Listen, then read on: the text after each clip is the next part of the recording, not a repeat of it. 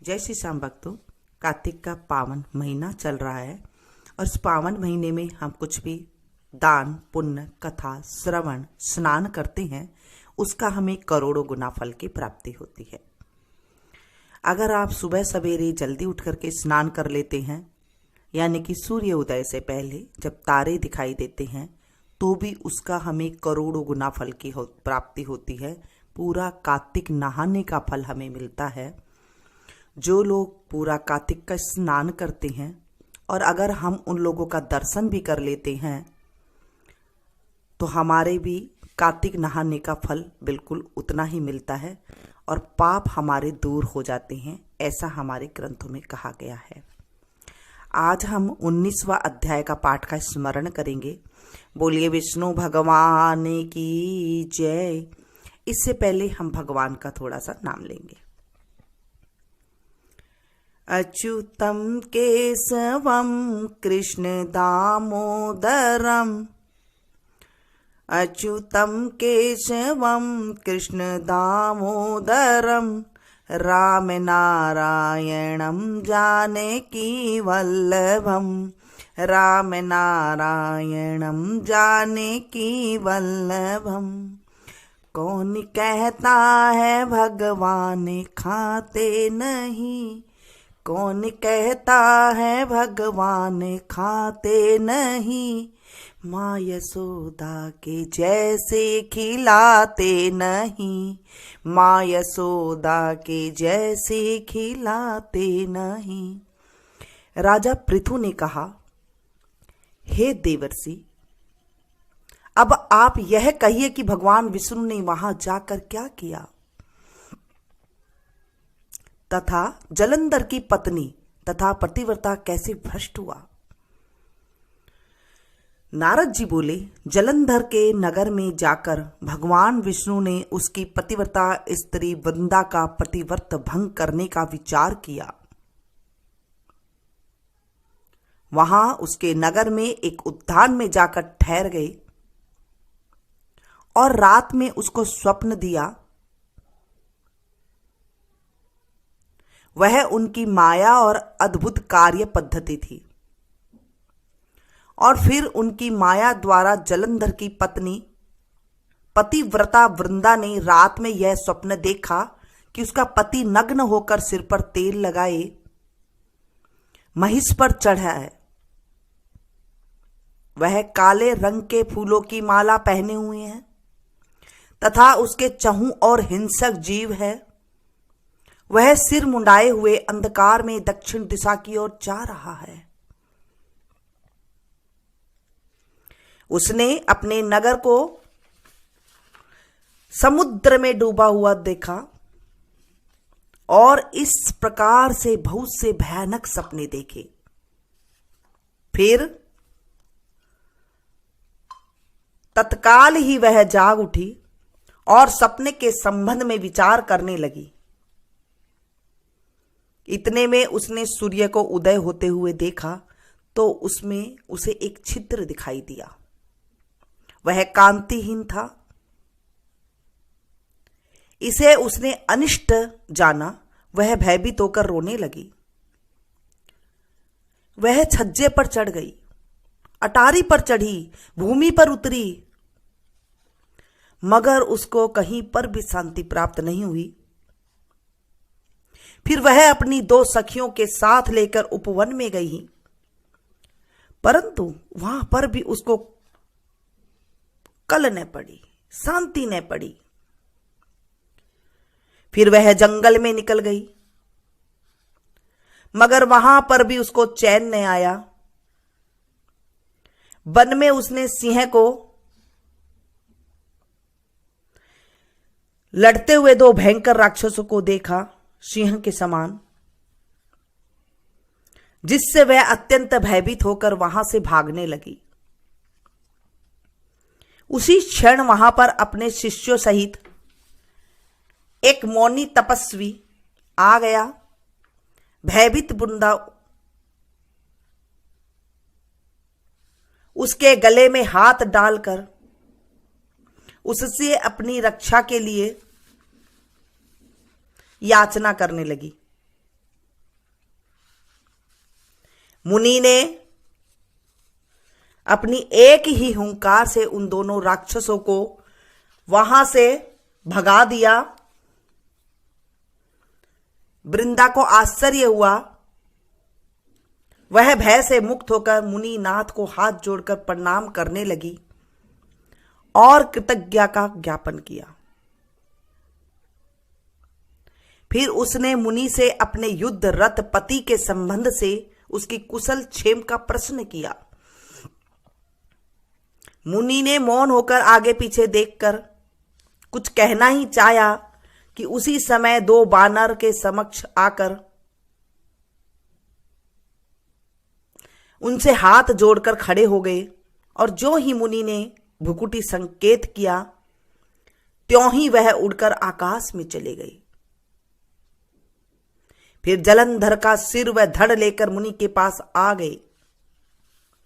तब वृंदा ने अपने पति का मृत हुआ जानकर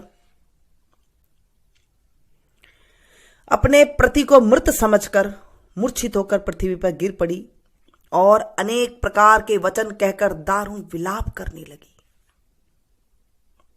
पश्चात उसने उस मुनि से कहा, हे कृपानिधि, आप मेरे पति को जीवित कर दीजिए। पतिव्रता परायण दैत्य पत्नी ऐसा कहकर दुख के श्वासों को छोड़ती हुई मुनीश्वर के चरणों में गिर पड़ी। तब मुनीश्वर ने कहा, वह शिवजी द्वारा युद्ध में मारा गया है, अतएव जीवित नहीं हो सकता, क्योंकि जिसे भगवान शंकर मार देते हैं वह कदापि जीवित नहीं हो सकता, परंतु शरणागत की रक्षा सनातन धर्म है, अतः मैं कृपा कर इसे जिलाए देता हूं।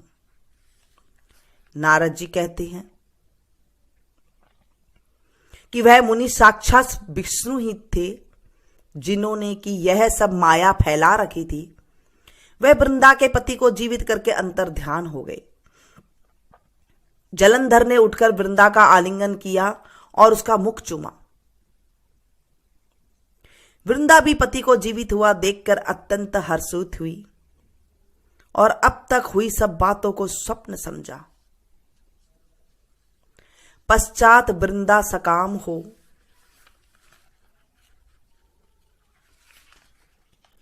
बहुत दिन तक उसी वन में अपने पति के साथ विहार करती रही। फिर एक दिन उसने सूरत एवं संभोग काल में अंत में भगवान विष्णु को पहचान लिया। अतः उन्हें ताड़ित करती हुई बोली, हे पराई स्त्री से गमन करने वाले विष्णु, तुम्हारे शील को धिक्कार है। मैंने जान लिया कि वह मायावी तपस्वी तुम ही थे। हे राजन, ऐसा कहकर परम क्रुद्धा हो पतिव्रता वृंदा ने अपने तेज को प्रकट करते हुए शाप दिया, जो तुमने अपनी माया से दो राक्षस मुझे दिखाए थे, वही दोनों राक्षस किसी समय तुम्हारी भी स्त्री को हरण करेंगे और उसके विरह में दुखी होकर तुम वानरों की सहायता से वन में भ्रमण करोगे। और यह सर्वेश्वर जो इस समय तुम्हारा शिष्य बना है, यह वहां तुम्हारा साथी होगा। ऐसा कहकर पतिव्रता वृंदा भगवान विष्णु के लाख मना करने पर भी अग्नि में प्रवेश कर गई। ब्रह्मा आदि देवता आकाश से उसका प्रवेश देखते रहे। वृंदा के शरीर में तेज श्री पार्वती जी के शरीर में चला गया और आकाश से जय जय शब्द होने लगा। पतिव्रत धर्म के प्रभाव से वृंदा ने मुक्ति प्राप्त की। बोलिए विष्णु भगवान की जय। आज हमने 19वां अध्याय का पाठ का स्मरण किया है और अब हम जाटका भाटका की कहानी सुनेंगे। एक जाटका था, एक भाटका था।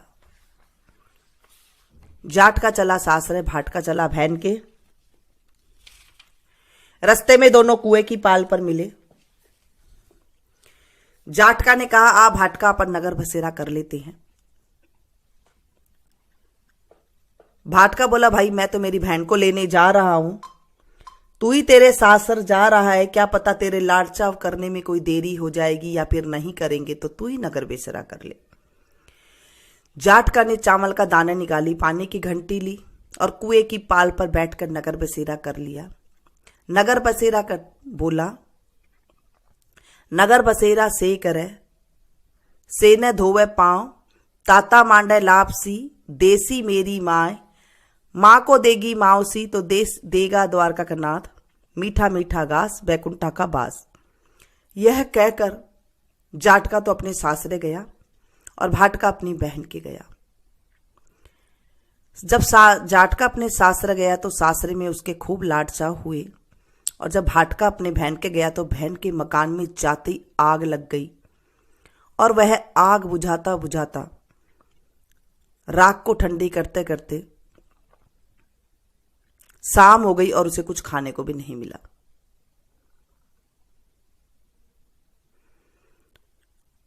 उसकी टांट भी गंजी हो गई, इतनी उसको मेहनत करनी पड़ी। फिर दोनों भाईले फिर से मिले।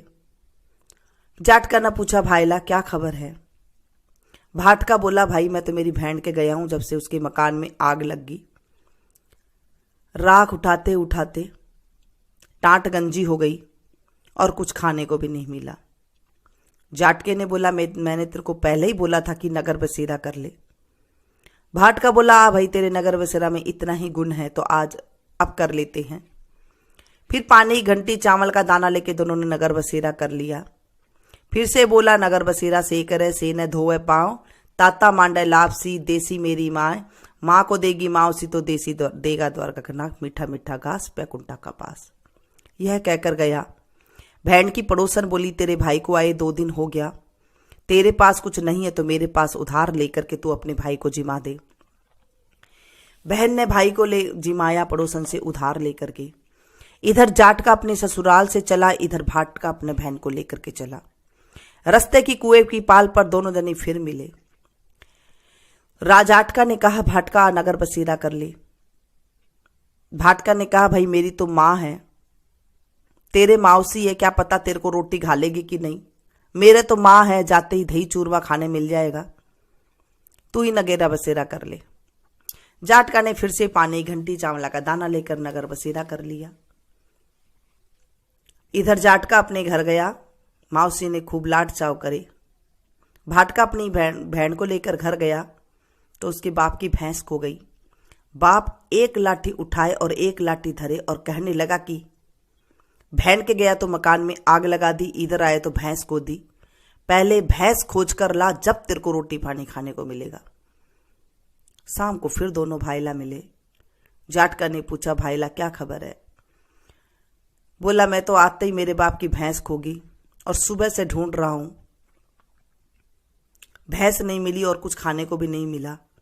जाटका ने बोला था, भाई मैंने तेरे को पहले ही कहा था कि तू नगर बसेरा कर ले। भाटका बोला, भाई तेरे नगर बसेरा में इतना ही गुण है तो आप कर ले। उसने नगर बसेरा कर लिया और बोला, नगर बसेरा से करे, से न धोवे पाँव, ताता मांडे लापसी, देसी मारी माए, माय ने देसी मावसी तो देसी द्वारका का नाथ, मीठा मीठा घास बैकुंठ का बास। करके नगर बसेरा करके जैसे ही वो निकला तो उसी रास्ते में भैंस मिल गई और घर लेकर आया तो उसकी माँ बोली कि लड़के को सुबह आते ही निकाल दिया था, सारा दिन हो गया उसे भूखा मरता, और उसे अच्छी तरह भोजन करवाया। फिर सारे गांव में नगर में ढिंडोरा पिटवा दिया कि कार्तिक में पियर सासरे आते जाते, और कार्तिक के महीने में जो कार्तिक नहाए वैसे भी उन्हें नगर बसेरा जरूर करना चाहिए। नगर बसेरा जमीन में ही, आप जहां पर बैठ के सुन रहे हैं वहां पर लोटे में पानी जो ले रखा है, उसी लोटे की घंटे को, पानी का लोटे को, जो भी आप बोलते हैं, उन्हें जमीन में ही आप एक गोल सर्कल, जैसे चूड़ी होती है ना, ऐसे गोल सर्कल आप पानी की धार से करते। उसके बाद बीच में आप थोड़ी सी 1-2 दाने चावल के डाल करके और ऊपर से उसमें बत्ती रख के आप इसे एक बत्ती जला दे तो ये नगर बसेरा का हो जाता है। इस तरह से नगर बसेरा करते हैं। कार्तिक में अगर आप नहाते हैं तो नगर बसेरा जरूर आप एक धार बांध के और बीच में आप कर दें। अगर अभी तक आपने स्नान नहीं किया है तो अब जो 5 दिन आएंगे एकादशी से लेकर पूर्णमासी तक, तब तक आप स्नान कर सकते हैं। जल्दी उठ करके तारों की छाव में स्नान कर सकते हैं। लपसी तपसी की कहानी सुनेंगे। एक लपसी था, एक तपसी था। लपसी रोज भगवान की लपसी बनाकर, टाली हिलाकर, भोग लगाकर जीम लेता था। तपसी रोज तपस्या किया करता था। एक दिन दोनों जने लड़ने लग गए। लपसी बोला मैं बड़ा हूं, तपसी बोला मैं बड़ा हूं। इतने में नारद जी आए और पूछे क्यों लड़ रहे हो। तपसी ने कहा कि मैं सारा दिन तपस्या करता हूं इसलिए मैं बड़ा हूं। भगवान ने कहा कि मैं तुम्हारा फैसला कल करूंगा। दूसरे दिन लपसी तो सवा सिर की लपसी बनाकर भगवान के भोग लगाकर टाली हलाकर चीम लिया। तपसी नहाकर आने लगा तो नारद जी ने 1.25 करोड़ की अंगूठी उसके आगे घेर दी। जब तपसी ने देखा कि अंगूठी पड़ी है तो उसने अंगूठी को अपने घोड़े के नीचे दबा लिया और तपस्या करने लग गया। इतने में नारद जी आए और उनके पास बैठे और बोले कौन बड़ा है। तो लपसी बोला मैं बड़ा हूं, तपसी बोला मैं बड़ा हूं क्योंकि मैं पूरे दिन तपस्या करता हूं भगवान की। नारद जी ने कहा तेरा घोड़ा उठा। घोड़ा उठाता है तो निकला तो 1.25 करोड़ की अंगूठी निकली।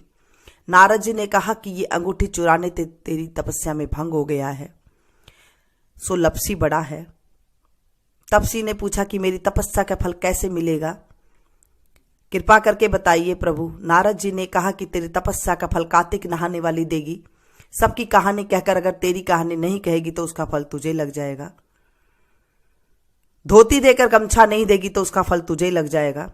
सीधा देकर अगर दक्षिणा नहीं देते हैं तो उसका फल तुझे लग जाएगा।